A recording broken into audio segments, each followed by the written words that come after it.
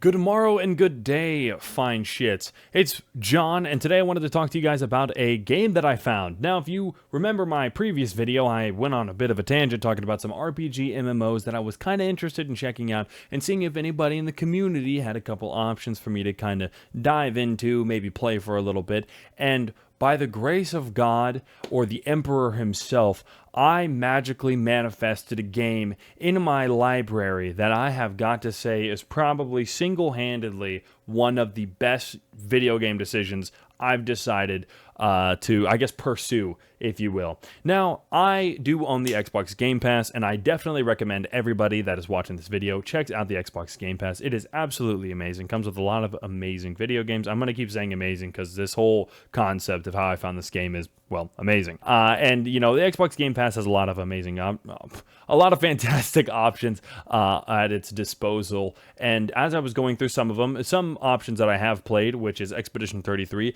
I tried to play Oblivion, but unfortunately I couldn't manage to get it to work. But I ran into one game that I was kind of like teeter-tottering around. I had played similar games like it, and I didn't really want to deep dive into it previously. I actually remember buying it, but I refunded it whenever I bought it on Steam because I thought it was a little too complicated, and I never actually just played it.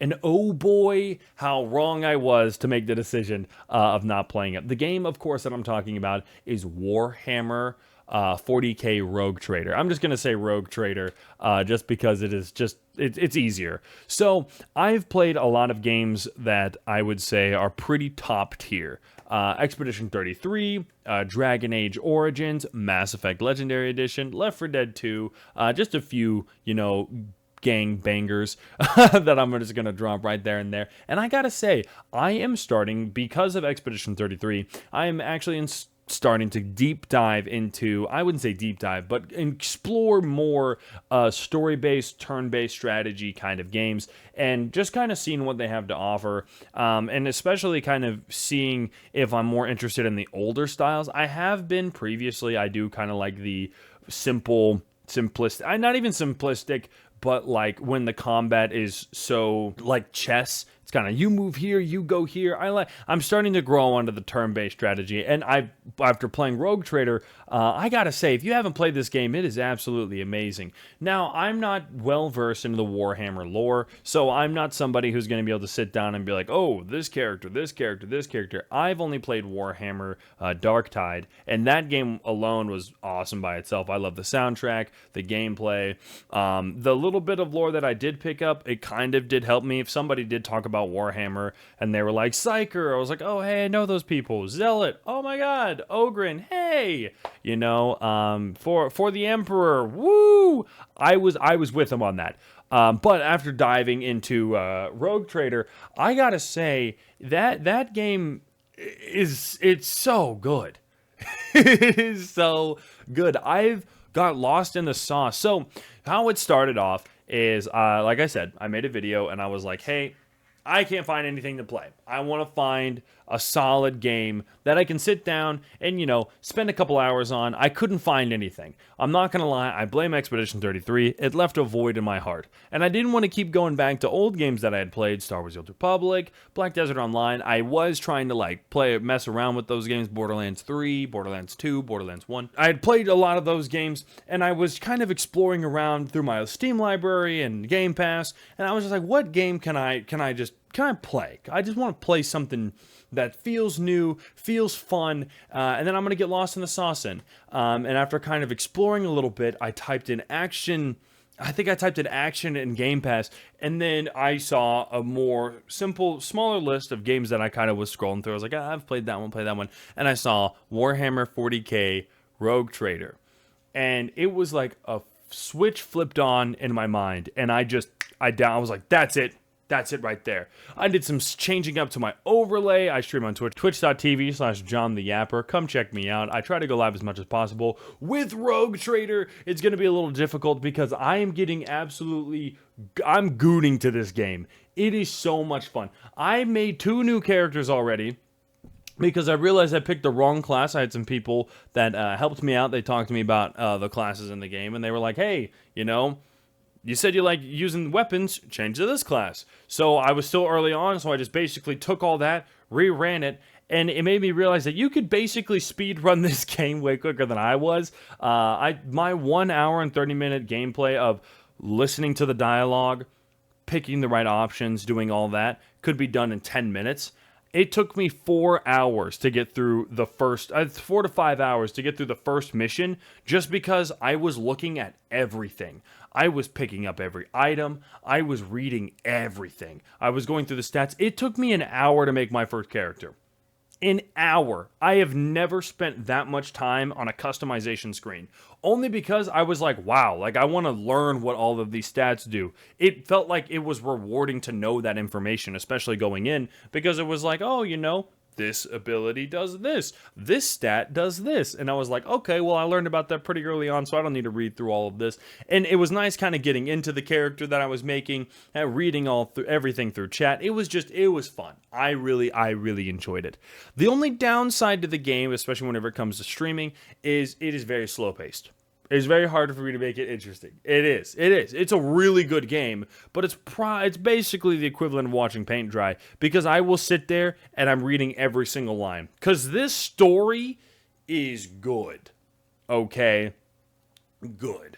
I am afraid to pick the wrong dialogue options, not because I want to like, oh, I want to keep this character or something like that, blah, blah, blah. I don't even know about that. Somebody whispered that through the grapevine. I literally have no clue. But it's because I don't want the dialogue to end yet. I want to learn as much as I possibly can. This game feels like it's rewarding to learn that to add that extra little bit of dialogue that pops up. Like, you get to pick the way you start off your character, that base is kind of how you can play the game. In the character customization, I was picking how I wanted this character just to be played throughout the story, throughout the game. And it started to make the gameplay way more fun, because I have like a criminal crime boss, you know, who serves the Emperor, but he cares about humanity because he betrayed his previous group to kind of get like the easy life. That's kind of what I built for my own character's lore. His name was the Lord Cornholio III. Now we're rocking with J-Train. Way funnier in the dialogue options, as this game is very serious. So to have like, oh no, J-Train, blah, blah, blah, blah, you know, stuff like that pops up. It is absolutely hilarious. The combat is smooth.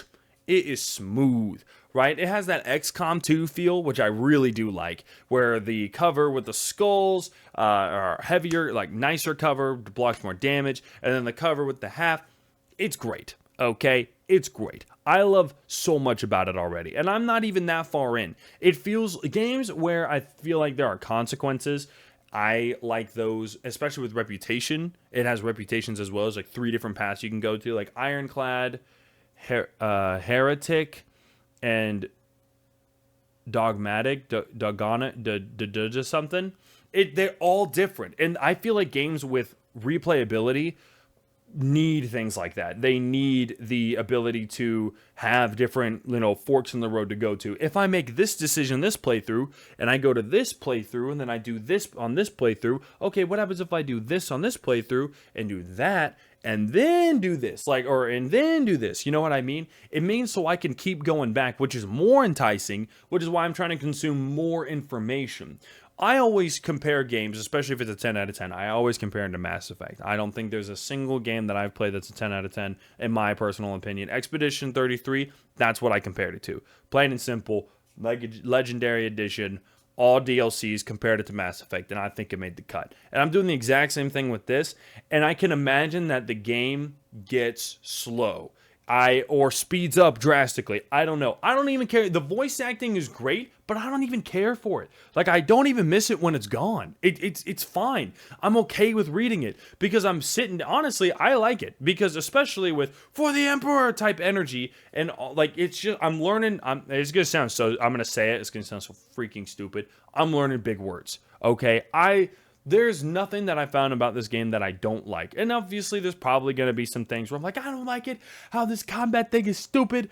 Like, I mean, for the cutscenes, it kind of sucks that the characters' mouths don't move, especially because I don't think this game is that old. I think it's pretty recent.